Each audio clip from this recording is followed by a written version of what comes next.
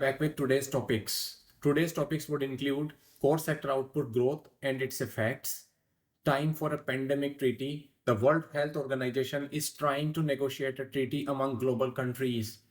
Scrutiny on big tech companies considers our third topic. Fourth one would be food waste every day and statistics. Fifth one will be readiness for cybersecurity in our country. First one, the core sector output growth spurts to 6.7% in January. It is at the 3 months high of 6.7% in January. And you must also note that there are 8 core industries: coal, crude oil, natural gas, refinery products, fertilizers, steel, cement, and electricity. So what led to this uptick? Coal, natural gas, and cement. Fertilizer actually output fell 9.5% to record the sharpest contraction since May 2021. So why that is so? Why there is an uptick in the core sector output? Number one, because union and state governments are rushing to meet their capital targets in March. You must have also seen that there is a terminology called March rush. March rush is when the state or union governments try to spend whatever the amount that has been provided in a particular scheme in the later part of that particular period. And as you know, our fiscal year runs from April to March, and when any particular scheme cannot utilize its allotted budget, then that actually budget goes away. So always the union government and the state government try to spend maximum amount of time towards the end of the fiscal year, and that's why this phenomenon is called March rush. So union and state government trying to meet capital target has also given a push to the core sector output growth. So why core sector output growth is important? Number one, it impacts other industries also. And as you know, the core industries like fertilizer, coal, crude oil, natural gas, steel, etc. work as a raw material for other particular companies. So the more these are, or there is a growth in these sectors, it will impact, the other industries which produce finished goods. So one particular benefit is this. Another is it has the core sector combined value is of greater than 40% in the index of industrial production. So the index of industrial production is greater than 40% participation comes from core sector output and these 8 sectors. So the more is the growth in these factors, chances are that the manufacturing activity in our country must have grown up. So this is what the good news about the core sector growth in India. Now the second topic, countdown to a pandemic treaty. What is a pandemic treaty? Just like we see there are lot many climate treaties happening. There were around nuclear also capabilities, those happened earlier. So these treaty, what they play, number one, they try to set up global rules, how the global governance should be carried out over a particular issue. Number two, if there is any deviation, then there can be some mechanism by which the countries can be penalized. So how a pandemic treaty will help? So first of all, I tell you, it is to prepare for the next global health emergency. So the next global health emergency that is scheduled to arrive, because Corona was not the last one or the first one that arrived on this planet. These kind of magnitude of the pandemic can arrive anytime and anywhere. And as we are knowing that because of the climate change, man, animal, more conflicts, those are happening, and the receding of the forest areas and even the rains, floods, droughts, fury, etc. are creating a breeding ground for the global health pandemic to arrive. And when they arrive, we are not sure, but will they arrive? It is, we are sure. So they will prepare for the next global health emergency, and it will prevent a repeat of the COVID-19 when some countries were left behind. In the Corona period, what we saw, number one, the countries faced a problem that there wasn't any global rules. Lot many companies in the Western countries, especially those which produced vaccines earlier, they did not share their IPR with other countries, especially developing and the least developed. You must have also seen that the African countries, close to 99% of their pandemic vaccine requirements were met by imports. It was fortunate that India actually, India did produce its own vaccine, and that's why it brought itself out of the pandemic very quickly. So we can also, if there is a global pandemic treaty, then these kind of access to the pandemic vaccines can also be made very feasible. So what is being done? So number one, global rules also will be set up. Number two, terms and conditions would be provided under which companies can share their intellectual property rights about vaccines or other medical supplies to the countries which are developing or has not developed the vaccines and medical products. This particular treaty also talks about investment in the scientific research and advanced technologies. The world's first pandemic treaty aims to strengthen pandemic prevention, pandemic preparation, and response with equality of outcome. So what it is trying to do is equity of outcomes and goal. So there will be equity of outcome and there will be equity of goals. Equity in the sense that all the countries would be treated on par. It would also come over several issues that includes pathogen surveillance. So what we are trying to do is pathogen surveillance, healthcare, welfare workforce capacity, supply chains, and logistics in the tech transfer. As we know, no single government can confront the threat of future pandemic in isolation. That's why global treaties actually can play a major role. So whenever you are writing about a particular health crisis and a health crisis of the magnitude that affects all part of the globe, and as you also know that the travel across the world is so fast that in within 24 hours a person can move from one part of the territory to the remotest corner in another territory. So these kind of pandemics are cannot be seen in isolation, because these pandemics do not affect one country or affects countries at a very large scale. So one country, if it is affected, then another country cannot sit relaxed by just closing their borders. So the corona time that we faced the problems, now the countries are sitting together and trying to implement or negotiate a pandemic treaty by which these kind of problems which were faced during the time of corona can be overcome. Now comes our third topic, that is tech giants facing EU scrutiny. So what are the tech giants? Tech giants companies like those which are like Alphabet, which houses Google, Apple, Meta, Microsoft, Amazon. These are the big tech giants.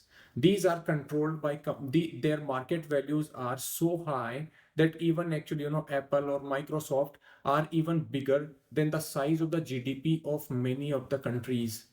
So why the European Union and even the United States of America is taking an approach which trying to control their monopolistic powers or their perceived monopolistic things. So why the tech giants are facing scrutiny? Number one, because of the monopolistic concerns. Number two, consumer rights about choices. You see, when a particular company only does try to make its product and always try to make it in-house and restrict the consumer choices, then it is the government's responsibility to open up that particular choices for people. So consumers also require choices. Number third is the contestable and fair market ensuring in the digital sector. We should also make sure that there is a fair market access in the digital sector, especially to those companies which are small or are in the age of startups. Number four is there are concerns about Alphabet, which houses Google, for steering and diverting its consumer to in-house services sector over those of its competitors. We know that Google search, whenever we search something on Google, it will direct ourselves to the map of its own. Even actually whenever we are seeing something, and it will direct it to the Google Sheets. When we are trying to see something on search, it will direct us to its own apps called Google Meets apps. So the chances or the allegations on Google is that it is doing an in-house only whenever there is any search, or it is only redirecting and steering for its own ecosystem. So whenever a new person tries to bring a new app, he does not have that particular market capacity or scale to further promote his business. Then comes another charge, and that is on Apple. And they say that Apple is also bringing a trouble, like number one, Apple App Store. Apple App Store is a walled garden approach, in the sense that to promote their app on the Apple Store, it becomes very hard for the developers because they charge heavy commissions. Number two, the Safari browser that Apple's info iPhones etc. house and Safari browsers, Google search that Google that has been providing the search capacity and close to $18 billion that Apple earns through this. So they said that by this one you are not allowing any other business to flourish.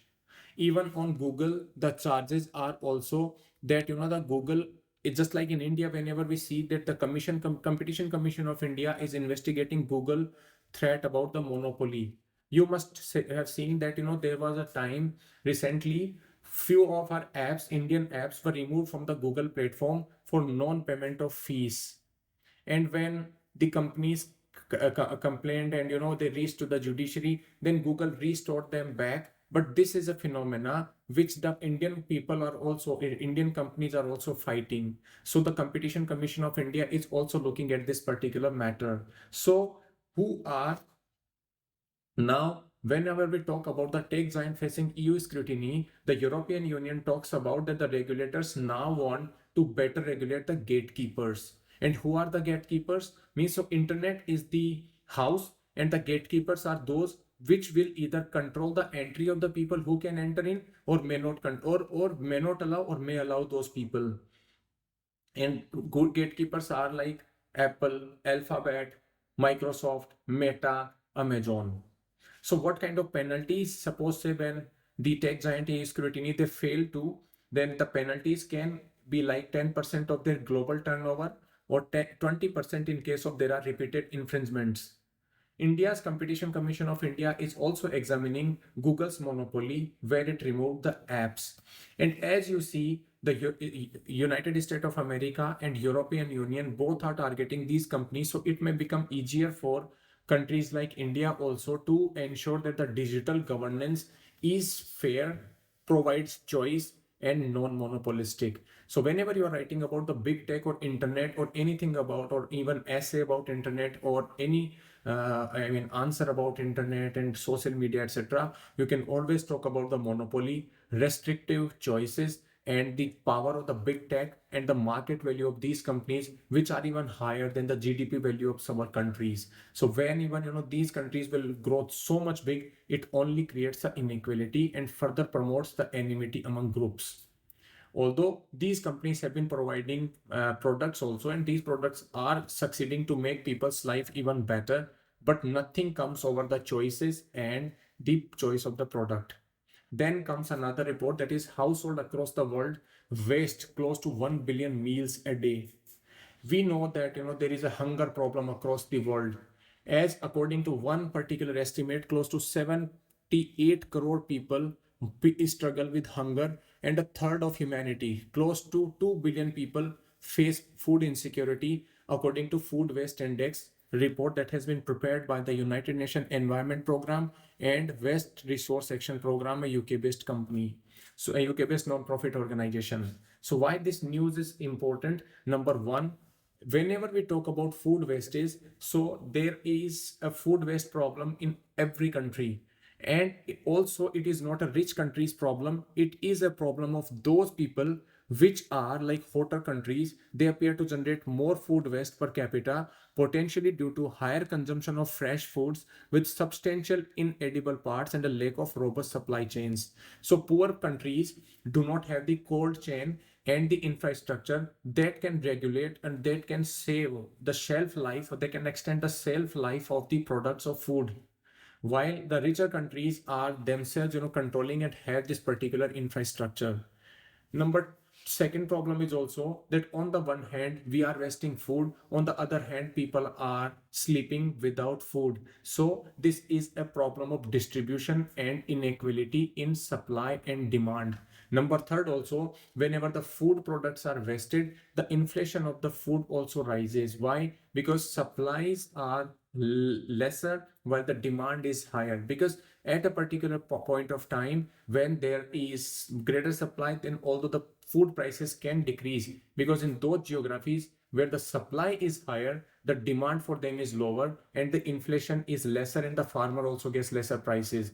But there are also geographies where the food production happen in lesser quantities and the supply is less and demand is more. So there the mismatch on demand and supply creates inflation. So even actually takes away the approach and access to the food products altogether in those countries where the food production is not at a record high. So these are the issues. Another issue that there is a link between food waste and climate change. We also know that food waste generated 8 to 10% of the global gas house emissions, and that is almost 5 times that of the aviation sector, with a significant biodiversity loss by taking up equivalent of about third of the world's agricultural land. You also know that whenever we're trying to raise a food production, then the land patches have to be cleared for raising the agricultural crops. Because of that, the trees are being cut. Even the food products, those are generated, those are produced, they have their own carbon emissions and methane emissions. And you must have also seen that the water tables are going down and how much water is being spent on raising food products. And when they go waste, that actually is a loss for not only water but for carbon emissions and other methane emissions. And one more thing is, food actually is not a rich country's problem, as we told. So those countries which are poor or which have lesser infrastructure, there is a cycle that first of all they have less food, and then after actually because of these issues the waste is more, so even that supply is even getting lesser. So these are the lessons that a person has to be or a policymakers has to take care of, that yes, the food availability should be made more equitable. Those countries which face food problems, there should be some mechanism in the WTO which ensures that public stock holding can happen for the food, just like India does it and distribute the food in the public distribution system and in the koi bhukha na soye type of schemes. So this the WTO can always negotiate. Even actually that will be beneficial for the longer term for the whole planet, because those food which are being wasted in one part of the globe can be made available in another part of the globe with better prices and with better availability. Then comes another topic, that is about 4%, or around 4% of our firms are ready to tackle cybersecurity risk. You must have also seen that cybersecurity is a bigger phenomena, that is a reason behind the financial frauds. Cybersecurity is a reason behind cyberbullying, where the children's and the vulnerable section of the society, especially old age people and women, are facing trouble with. Cybersecurity also sometimes shakes the foundation of the companies regarding the economy. Even more cybersecurity attacks like ransomware, they always demand money if they, hang the system of a particular company. Sometimes the trade secrets of companies are altogether stolen. Even the cybersecurity risks are also in the governance challenges. National governments actually face this challenge, number one, where their military infrastructures can be choked, when their power infrastructure by which the software etc run the power system also get choked that way. So these are the troubles that cybersecurity always carries. So only 4% of the firm those are surveyed in India are ready to tackle cybersecurity risk. As we know about the infrastructure, our country actually has cybersecurity coordination center in our country, plus there is other mechanisms by which the cybersecurity is being ensured. There are continuously regular cyber audits also in the companies and the government sector. The NIC, that the National Information Center, also tries to safeguard and wall the higher security people's cyber account. So in India, close to 4% of the firms have mature level of readiness needed to be resilient against modern cybersecurity risks, and that is, enterprises continue to be targeted with a variety of techniques that range from phishing and ransomware to supply chains and social engineering attacks. As I told you, ransomware is when some companies' infrastructure is hanged and they demand some money in return so that they can further open up the access. Phishing is one when they send some links, and through those links actually the data etc can be stolen. So these are the problems. While they are building defenses, while the companies are building defenses against these attacks, they still struggle to defend against them. So number one, the strategy should be to prevent, but if they cannot prevent, then how to recover from that particular issue is also one of the challenge. So the companies are building defenses against these attacks. Companies still struggle to defend against them. They are slowed down by their own overly complex security postures that are dominated by multiple point solutions. So readiness is critical, as 82% of the respondents in this study said a cybersecurity incident is likely to disrupt their businesses in the next 12 to 24 months. And you must have also seen that even G20, when it was being organized in our country, how much cyber attacks its websites and other related infrastructures had to bear with. So cybersecurity incidents actually is not only threat to the fundamentals of a country's economy, but for its social security, even for the enterprise's own reports. So these are the things that we are understanding by cybersecurity risks. So this was today's lecture. If you feel that we were able to deliver something quality to you, you can also like and share the button and share it to watch more. For more such videos, you can like the button and subscribe the channel. Thank you.